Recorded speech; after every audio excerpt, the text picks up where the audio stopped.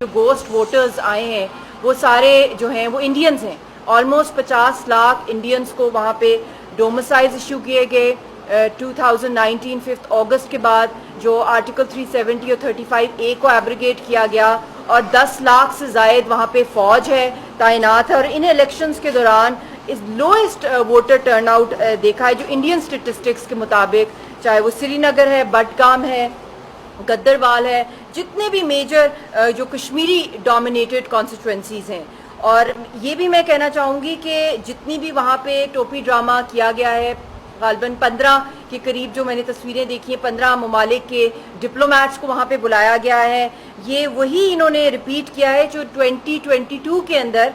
جو ایک drama stage کیا گیا تھا مقبوضہ کشمیر میں 5 اگست 2019 کے بعد, جس کے اندر کچھ یورپین ایم پیز کو وہاں پہ لایا گیا تھا اور بعد میں ریویل ہوا تھا کہ یہ را کی ایکسرسائز تھی. ٹھیک اسی طرح اس دفعہ بھی ان کو بلایا گیا ہے ڈپلومیٹس کو, اور ڈپلومیٹس جو بھی لوگ جانتے ہیں کہ الیکشنز کے مانیٹرنگ آبزرورز جو ہیں وہ کسی بھی صورت میں مینڈیٹ جو ان کا ہے وہ کسی ڈپلومیٹ کا نہیں ہے. ڈپلومیٹ کا یہ رائٹ ہی نہیں بنتا کہ وہ آ کے کسی الیکشن کو مانیٹر کرے اور پھر اس کے بعد اس کے اوپر الیکشن مانیٹرنگ رپورٹ دے. تو یہ بھی ایک بہت بڑا ان کا ایک ڈرامہ ایکسپوز ہوا ہے. اور اس کے ساتھ ساتھ میں یہ بھی کہنا چاہوں گی کہ ایسے الیکشن جو کہ ہر کچھ سالوں کے بعد ہوتے ہیں جس کے اندر کشمیریوں نے کبھی بھی ووٹ نہیں کیا, کیونکہ ہمارا جو گول ہے, جو ہمارا مشن ہے وہ تحریک آزادی کے لیے ہے, یونائٹڈ نیشنز کی سیکیورٹی کاؤنسل ریزولوشنز کے مطابق حق خود ارادیت کے لیے ہے. کسی بھی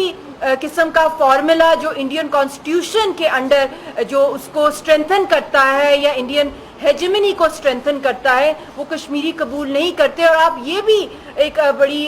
مطلب ایک مذاق بن گیا ہے کہ جو سارے کے سارے جتنے بھی ان کے کینڈیڈیٹس ہیں, کچھ پرانے کینڈیڈیٹس ہیں, کچھ نئے ایکٹرز انہوں نے لانچ کیے ہیں جو کہ گلی گلی جا رہے ہیں, لوگوں کے گھروں کو ناک کر رہے ہیں اور کہہ رہے ہیں کہ جی آپ کے جو سب سے مقبول ترین رہنما ہیں یاسین ملک صاحب جن کو انڈیا پھانسی چڑھانا چاہتا ہے تو ہم ان کو بچائیں گے تو آپ ہمیں ووٹ دیں. تو بہت سے لوگوں نے دروازے ہی نہیں کھولے, بہت سے لوگوں نے دھکے مار کے ان کو باہر نکالا ہے اور کہا ہے کہ تم خود انڈین الیکشنز جو انڈین کانسٹیٹیوشن کے انڈر الیکشنز کے انڈر جو خود ہی وہاں پہ امپائر ہے, خود ہی انڈیا کلر ہے, خود ہی اس کی عدالتیں, ہر چیز اسے خود ہی کرنی ہے, تو وہاں سے انصاف لوگ جن کو تم اسٹرینتھن کر رہے ہو مقبوضہ جموں کشمیر میں. تو اس لیے ابھی بھی جو حال ہی جو الیکشن کے جو جتنے بھی جلسے ہو رہے ہیں اس کے اندر جو اصل سیاسی مدعا ہے وہ تو حریت کا مدعا ہے, وہ تو تحریک کا مدعا ہے, وہ یہ اپنی طرف سے منجن بیچ رہے ہیں. تو اس لیے ہمارا کلیئر کٹ پیغام ہے جو اب تھرڈ فیز کے اندر یہ الیکشنز جا رہے ہیں, اس کے وجہ سے جو بھی وہاں پہ ڈرامہ پروپیگنڈا کیا جا رہا ہے, میں اپیل کروں گی کہ پاکستان کا میڈیا, انٹرنیشنل میڈیا, اسپیشلی جتنا میڈیا وہاں پہ جانے کی جو ان کو پرمیشن نہیں ملے گی, تو یہ بھی بہت ضروری ہے کہ وہاں پہ انٹرنیشنل میڈیا کی کوئی کوریج نہیں تھی, نہ انٹرنیشنل آبزرورز تھے, نہ کوئی IPHRC کے فیکٹ فائنڈنگ مشنز تھے وہاں پہ, اور اس کے ساتھ ساتھ نہ ہی کوئی مانیٹرنگ باڈیز تھیں. اور اپنے خود ہی جو وہاں کشمیری میڈیا, جو آپ پاکستانی میڈیا یہاں پر ہیں, پاکستان میں الیکشنز ہوتے ہیں, دنیا بھر میں ہوتے ہیں, تو وہاں کے لوکل لوگ کور کر رہے ہوتے ہیں, تو وہاں کے کشمیری کوئی جرنلسٹ کو اجازت ہی نہیں دی گئی کہ وہ آ کے ان کو کور کرے اور یا وہ ان کی مانیٹرنگ باڈیز کے اندر ہو. CNN ایک بہت امپورٹنٹ امریکن چینل ہے, اس کے ساتھ ساتھ بہت سے انٹرنیشنل چینلز جن کو ریجیکٹ کیا گیا کہ وہ یہاں پہ کور نہ کرے. تو یہ پورا کا پورا نازیز کا جو فارمولا ہے, جو ہٹلر کا فارمولا ہے, جو ہیجمنی کا ہے, جو RSS کا جو اکھنڈ بھارت کا نیریٹو ہے, اور اس وقت جو اسپیچ دی ہے پاکستان کے پرائم منسٹر نے, اور خاص طور پہ جو OIC کا جوائنٹ کمیونیکے آیا ہے جس کے اندر کیٹیگوریکلی ریٹریٹ کیا گیا ہے کہ کشمیریوں کو یونائٹڈ نیشنز کی قراردادوں کے مطابق ان کا مسئلہ حل کیا جائے اور ریورسل کیا جائے ایبریگیشن آف آرٹیکل 370 اور 35A, اور کسی صورت ان فاسیکل فیک الیکشنز کو مان ہی نہیں سکتے. اور یہ بہت بڑی موکری ہے کہ انڈین بلیٹ کے انڈر 10 لاکھ سے زائد فوج ہے, اور اس وقت سری نگر میں انہوں نے ایکسٹرا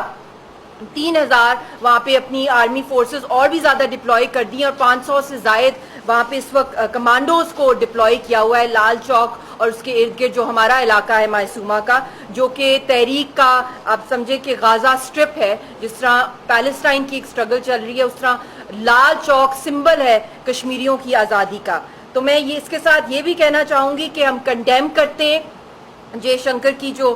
سٹیٹمنٹ آئی ہے, جو انہوں نے وہاں پہ اسپیچ دی ہے وہاں پہ یونائٹڈ نیشنز کے اندر, جس کے اندر انہوں نے کہا ہے کہ اب ہم مقبوضہ کشمیر کی بات نہیں کریں گے, جس کو ہم مقبوضہ کشمیر انہوں نے کیا ہوا ہے, اب ہم اس سے آگے آزاد کشمیر پہ حملہ کریں گے اور اپنی ٹیریٹری کو واپس لیں گے. اور پھر اس کے ساتھ انہوں نے یہ بھی جو ٹونٹس کیے ہیں کہ پاکستان کا جی ڈی پی جو ہے وہ صرف ٹیررزم کے اندر بڑھ رہا ہے. تو میں ان سے پوچھنا چاہتی ہوں کہ دنیا کا سب سے بڑا اسٹیٹ سپانسرڈ ٹیررزم پچھلے 77 ایئر سے انڈیا مقبوضہ کشمیر کے اندر کر رہا ہے, اور اب تو پورے انڈیا کے اندر جو حال کر دیا ہے انہوں نے مائنورٹیز کا, خاص طور پہ مسلمانوں کا, اور پھر جو بابری مسجد کو جو شہید کیا گیا جس کے اوپر ایودھیا مندر کی تعمیر کی, اور اس کے ساتھ ساتھ اینٹی مائنورٹی بلز خاص طور پہ ٹارگیٹنگ مسلمز, کرسچنز, دلت. تو اپنا حال وہاں پہ دیکھیں کہ ہر جگہ وہاں پہ لاکھوں کی تعداد میں جو ہے مسلمان نکلے ہوئے, کرسچنز نکلے ہوئے, دلت نکلے ہوئے. وہاں پہ کوئی ایک ایریا نہیں ہے انڈیا کے اندر جہاں کوئی عورت جو اپنے آپ کو سیف سمجھے, ریپستان بن گیا ہے پورا انڈیا. تو یہ کون سا منجن بیچ رہے ہیں کہ ہم امن کے لیے کام کرنا چاہتے ہیں, ہم ٹیررزم کے خلاف ہیں. خود تو سب سے بڑی فیکٹری آر ایس ایس ہے جو خود ایٹامک بامز بنا رہی ہے, اور پوری دنیا کے اندر ان کا ریکٹ جو ہے دن بدن ایچ ایس ایس جو ان کی سسٹر آرگنائزیشن ہے اس کے ساتھ پھیل رہا ہے. اور آپ سب کو پتا ہے جو ڈس انفو لیبس کا جو میٹر ہوا ہے, جس کے اندر پچھلے کتنے دہائیوں سے وہ hundreds of INGOs کے تحت جھوٹا پراپیگینڈا کر رہے تھے, کشمیر کی آزادی کی تحریک کو دہشت گردی کے ساتھ نتھی کرنے کی کوشش کر رہے تھے, اور اس کے ساتھ ساتھ پاکستان کے کو بھی بدنام کرنے کے لیے. تو وہ تو پورا ایکسپوز ہو گیا ہے ان کا, اور یہی ایچ ایس ایس ہے جو کہ نارتھ امریکہ کے اندر بھی آپ دیکھ لیں, کینیڈا کے اندر دیکھ لیں کتنے ایکٹیو ہیں, یورپ کے اندر, آسٹریلیا کے اندر, یو کے اندر انسیڈنٹس ہوئے ہیں. ہمارے اپنے کشمیری بہن بھائی ہیں جن کو ٹارگٹ کیا گیا ہے. پھر اس کے بعد سکھوں کو, جو سکھ ہمارے بہن بھائی ہیں ان کو ٹارگٹ کلنگز کی گئی ہیں کینیڈا کے اندر. ان کا تو جو انٹرنیشنل ٹرانس نیشنل جو ٹیررزم کا نیٹ ورک ہے وہ تو پھیلتا ہی جا رہا ہے. اور اس وقت بڑی مجھے بہت ہی دکھ ہوا کہ جب انٹرنیشنلی بھی اگر دیکھا جائے مڈل ایسٹ کے اندر جو کچھ ہو رہا ہے, جو یوکرین کا معاملہ ہے, پوری دنیا کے اندر جو ایک تھرڈ ورلڈ وار کی طرف معاملہ جا رہا ہے, اور جو بڑھ کے انڈیا مار رہا ہے, اور جس طریقے سے کھلے عام